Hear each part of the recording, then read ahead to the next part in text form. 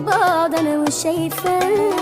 ده انا لسه بحاول اعالج نفسي من اللي انا فيه، ومفيش حد يتعالج من حد وهو معاه.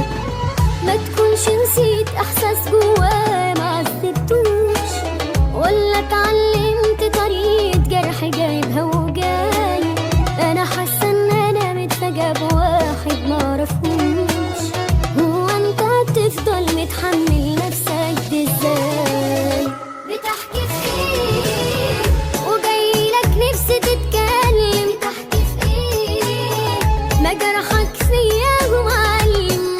هو انت اما تتأسف هخف وبطل اتألم. احبك ليه او اتحمل اذاك يعني؟ احبك ليه عشان فوق